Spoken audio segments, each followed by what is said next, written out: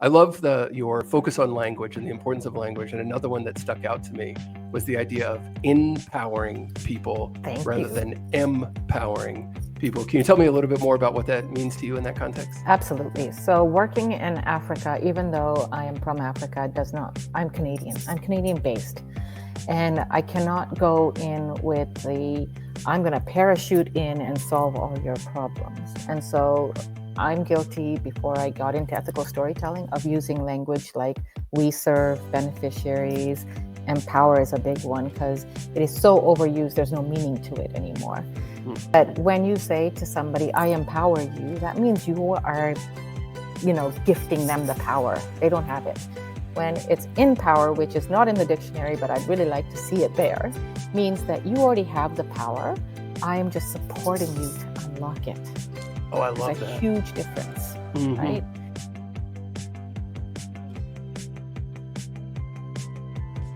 Hi, everybody. Welcome to the Proimpact Project weekly LinkedIn Live series, How Should Modern EDs Think About Blank? Excited to be talking today about ethical storytelling, but a little bit about the Proimpact Project. First, we're a new nonprofit organization on a mission to support the evolution of the nonprofit sector. And we do that by providing free resources to executive directors, such as this LinkedIn Live series. There were the kind of things that I looked around for and couldn't find during my 9 years running the nonprofit organization CoachArt, where we launched an app, quintupled the number of lessons that we provided, and expanded across the country. And I would always look for resources for modern executive directors curated with best practices and things like that. So we're trying to create that today.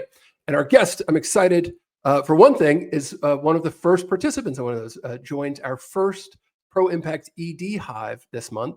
Her name is Amina Mohamed. She is the founder and ED of Cameras for Girls, a Canadian organization helping young women in Africa pursue careers in photography and media.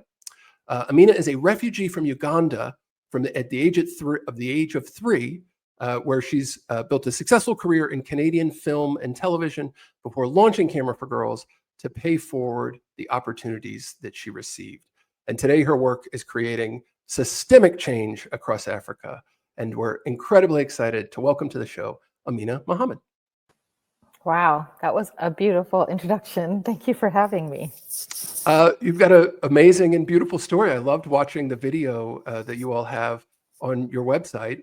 And so maybe actually we can start there. Can you tell us a little bit about your own journey and why, what took you down this path and why ethical storytelling is something that's really important to you?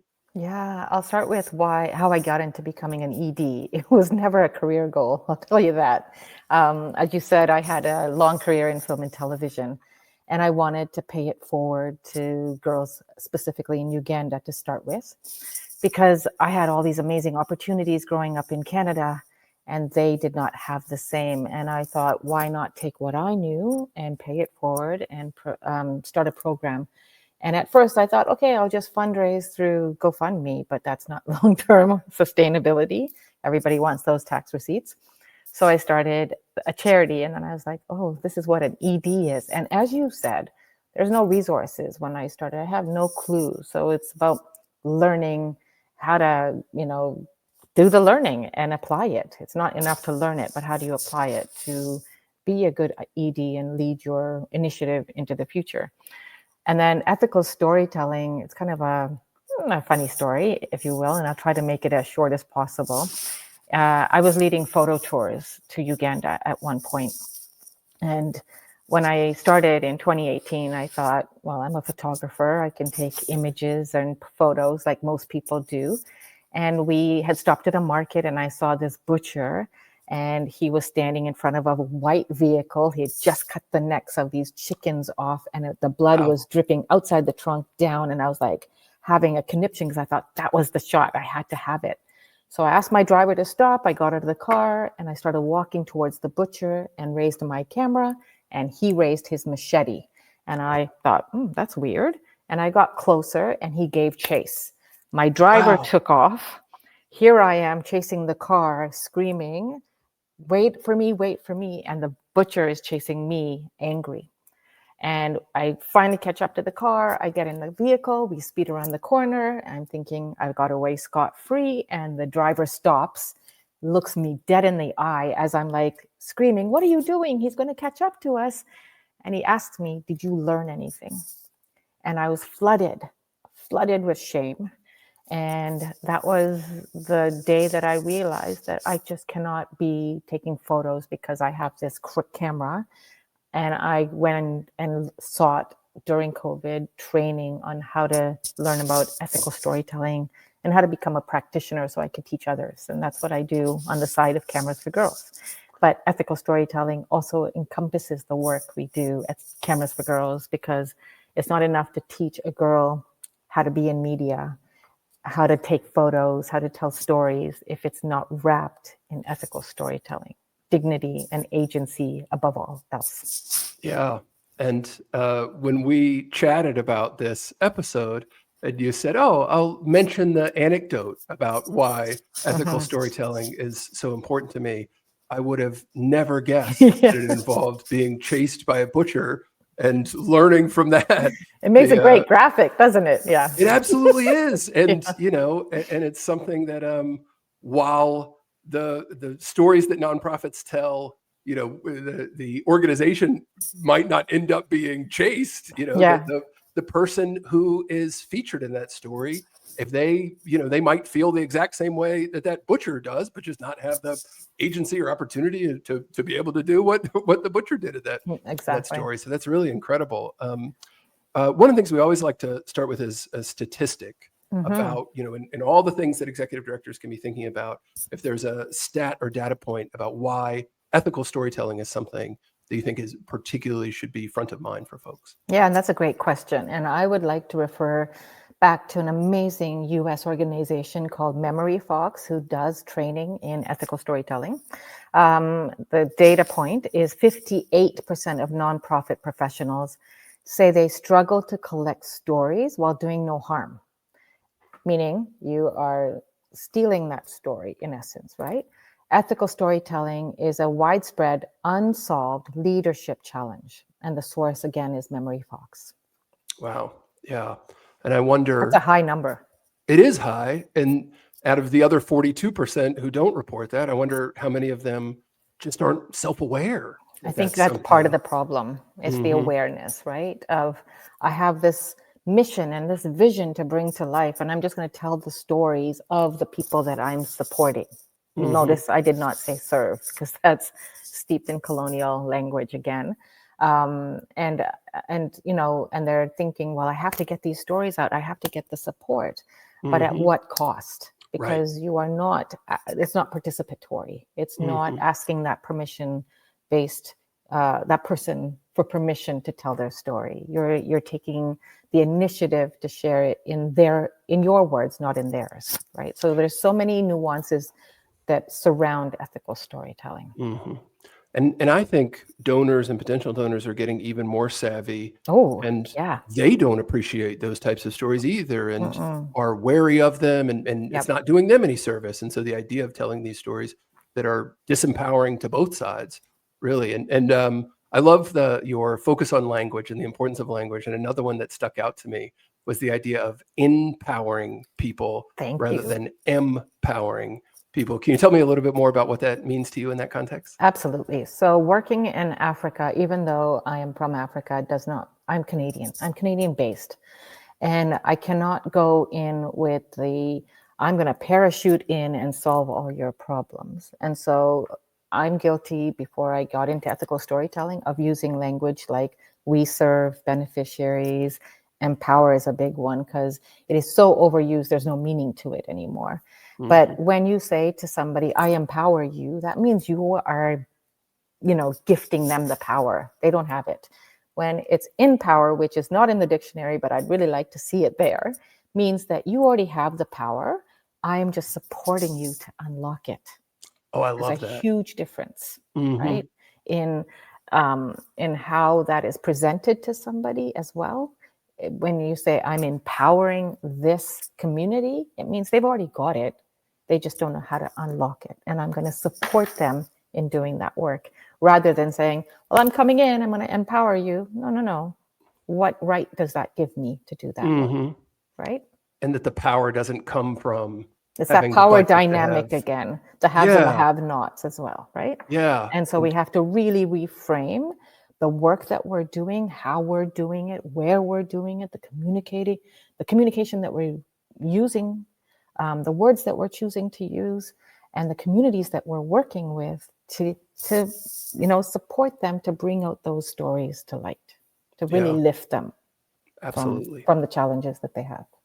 And so how do we do it? I know you've got a framework, and I think Chris might have the graphic ready for us, but can you talk through how an ED would go about this and kind of making sure that the stories that their organization are telling are empowering rather than empowering? Yeah, a good example is how we do it here. Is I'm in Canada 90% of the time, except for when I go into do our trainings in the countries. So that ethical storytelling piece, these girls are coming out of journalism programs. Now they're theory-based, they're not practical-based, and we fill in the gap with that skills-based training they need, plus the tool of a camera, to get them the jobs in male-dominated media spaces. But if they're going in and working within their own communities, thinking, well, I'm from this community, and this is my country, I can tell the story, they're further marginalizing some of those communities that may already be having challenges. So instead, they have to, it's a two-parter, right? There's the communication of what we're going to be documenting, how we're going to be documenting your story, what you want us to share, not share, but it comes also down to informed consent. Consent form is not, here, sign my consent form so that I can tell your story. Consent is explained in their language of understanding, because you may not speak the same language, maybe through a translator, so that they understand what they're signing away, right? Are they signing away the use of their image, their likeness, their story, where it's going to be seen, how it's going to be shared? Do they have any rights to say no? They should at every step of this of the process. So it becomes I said that word, but it's a participatory exercise. It does not mean that I get to come into your community because I am the founder and executive director of this charity and we want to be able to grow our programs. And the only way we can do that is telling your story. No, it's by having that basic level of communication and respect to say, when I took our students last year into a small farm holder community in Uganda, this woman was amazing. Over 5 years, she saved the funds. She was living in Kampala. And she calls her husband during COVID and says, I've moved. Come, I bought a farm. So she was in the next district over. In 3 years, she took 3 acres and she built 5 businesses, sustainable businesses. Wow.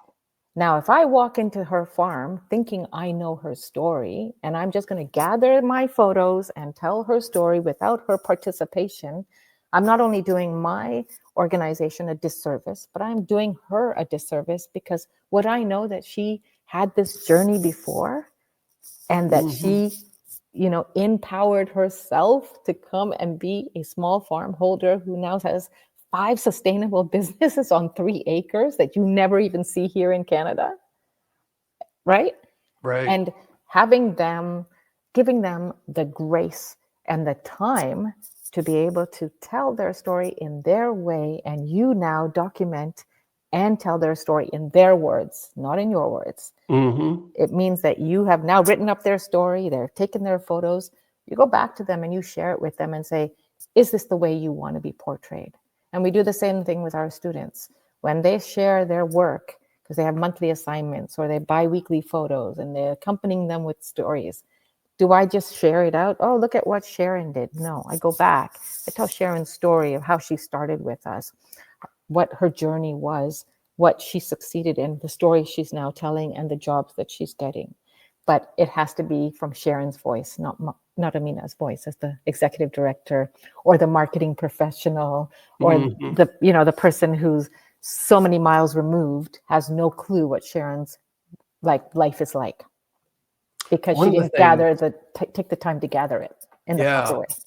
Right? It reminds me, one of the sort of pro-impact tactics that we're big believers in is user-generated content over highly produced content, and what a trend that is in the for-profit sector right now. And I imagine that's very much, or I know that it's very much part of your work. Particularly, there was one story that you told me about one of the students who had a photo series on workplace safety. If you could tell that one.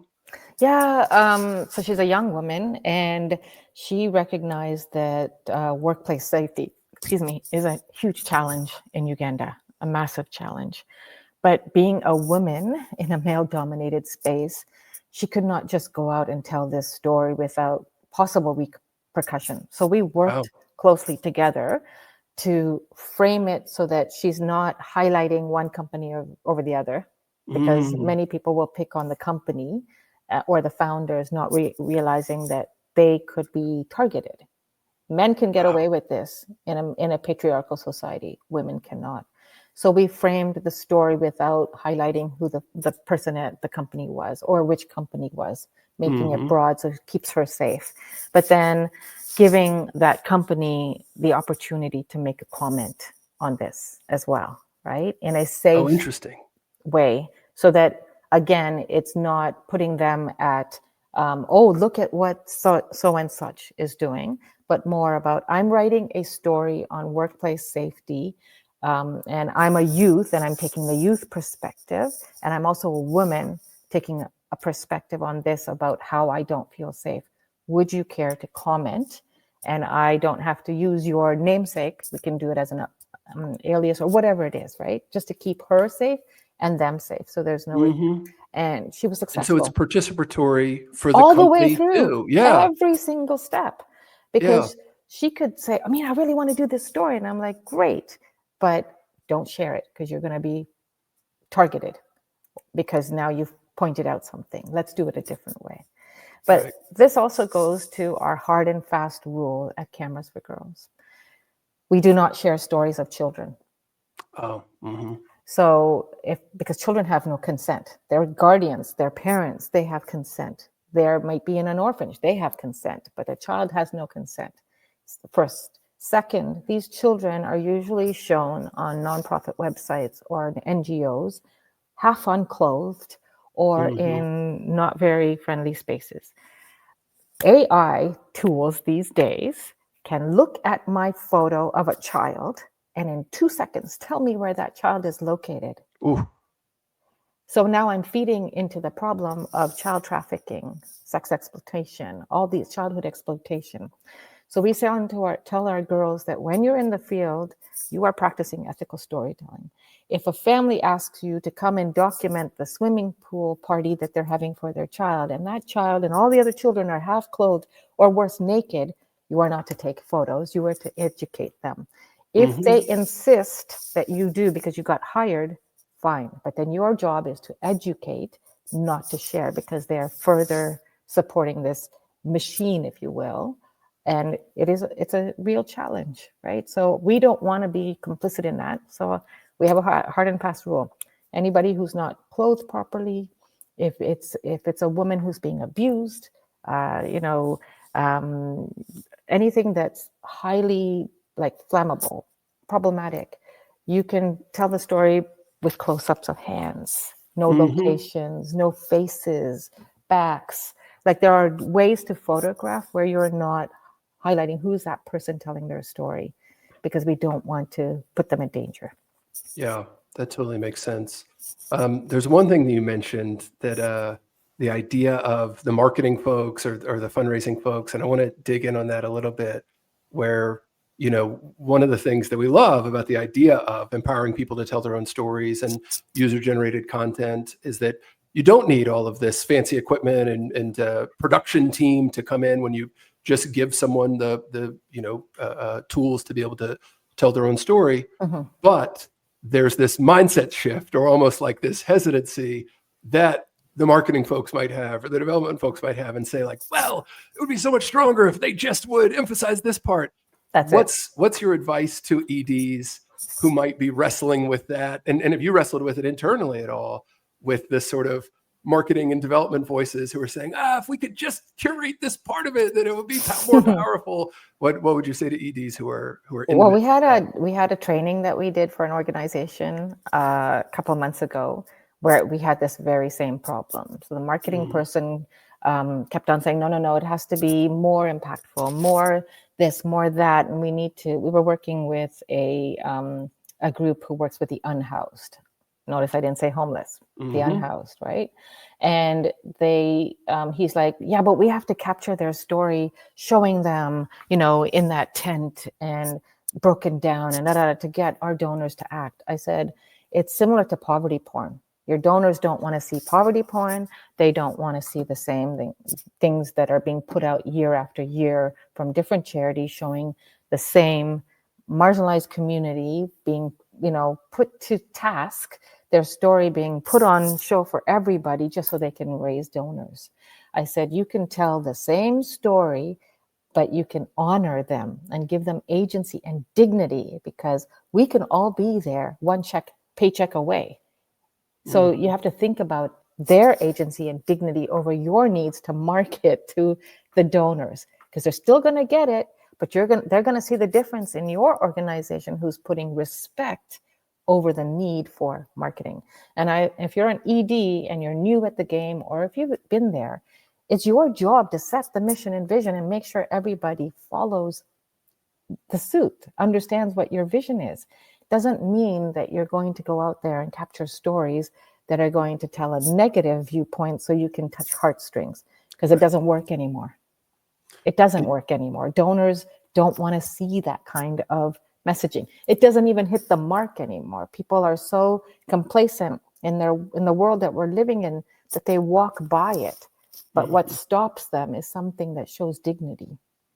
It reminds me of a moment at the organization that I ran that made me sort of embarrassed about not our organization, but the sector, where early in my time there, I invited one of my friends to come to one of the galas, and coming out of dinner, she said, okay, so is this when you're going to show the really exploitive story that makes me cry and tries to get me to get my credit card out? And I was proud that I felt like our stories that we told, we really tried to make them empowering, and but it did make me feel ashamed that that's how people think of it. And like you said, that the idea that it's not working anymore. Yeah. And you talk about donor fatigue. That's part of it, right? It's not just the messaging that's coming at them. It's the type of messaging. So imagine if you could stand out by putting nice, proper, and I'm going to keep on saying the word, but agency and dignified marketing out there that changes the viewpoint of what the sector is all about. Yep. Because I was watching something yesterday and I saw another thing from Save the Children that looked like it was coming out of the 80s and 90s, where we were seeing, faces, poverty. And I was sick inside. Yeah. And it's playbooks that have been established a long time ago and that people feel hesitant and worried about moving away from, and with good intention, that they want to be able to raise enough money to be able to make a change.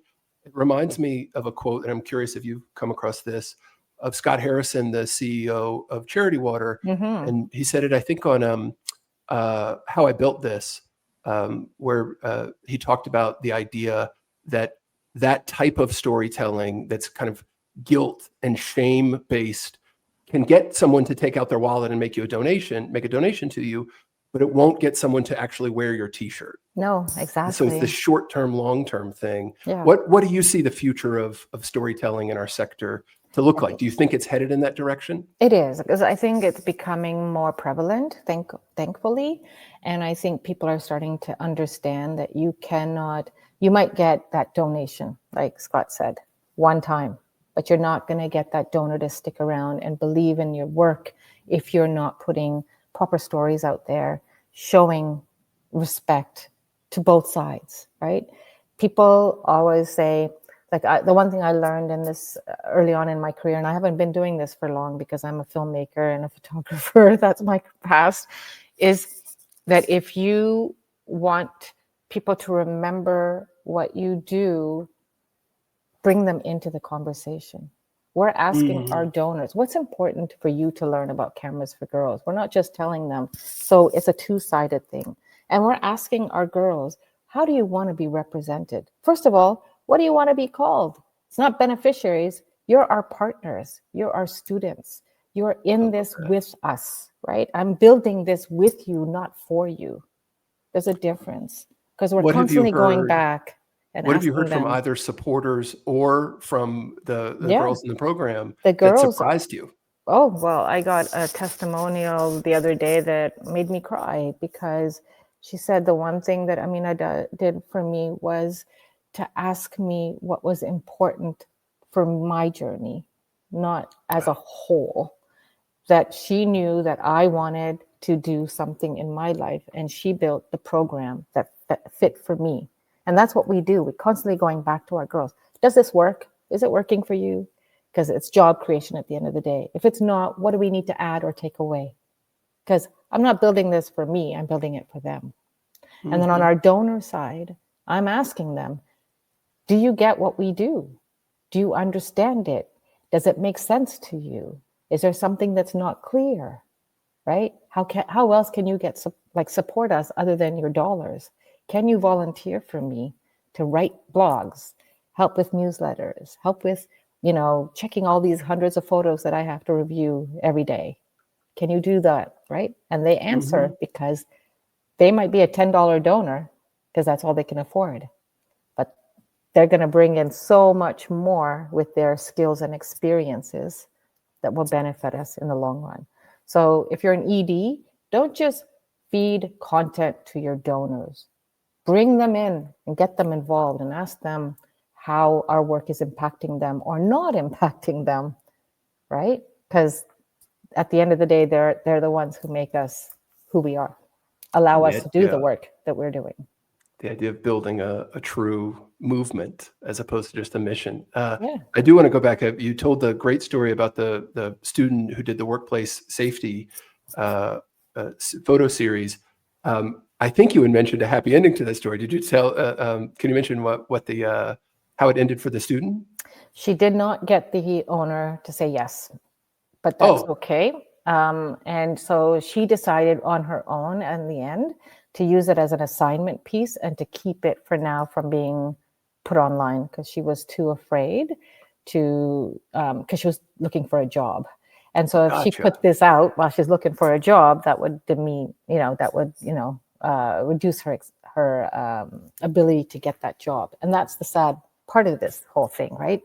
And did she end up getting any paid assignments? She's getting paid assignments, and she's, and that's the whole goal at Cameras for Girls is that we don't want to be just another organization that teaches you photography for just the sake of teaching photography. It has to be an end goal, which is to get our girls out of poverty by getting them jobs. Because, when they get jobs, they're supporting themselves, their family, and their community. And most importantly, they're showing other young women what's possible. Wow. And so I would invite folks to check out Cameras for Girls, both the website and at Cameras for Girls on LinkedIn, camerasforgirls.org. And Amina, so appreciate you joining us today and sharing this perspective. Thank you so much for the opportunity. I really appreciate it. Yeah, absolutely. And speaking of testimonials, I mentioned Amina was one of the first participants in the Proimpact ED Hive. She also offered an incredible testimonial about that experience and the value of being able to connect with other executive directors that we're just about to add onto the website. And so would invite other folks to check that out as well. And we're excited to have a bunch more great episodes coming up and ultimately a Proimpact ED Summit coming up at the end of October that I think we've got a little promo clip for now. Hi, everyone. I'm Chris Strub, Content Marketing Manager for the Proimpact Project. Coming up on Thursday, October 30th, you are invited to the very first Proimpact ED Summit, a virtual event created just for nonprofit executive directors. You'll hear from our founder and former executive director himself, Greg Harrell-Edge, and sector experts on programs, fundraising, marketing, and operations. Plus, you'll get to connect with peers through breakout sessions, one-on-one networking, and our interactive expo hall. It's a day built to inspire you, challenge you, and strengthen your leadership. Register now at proimpact.org/summit. We can't wait to see you there.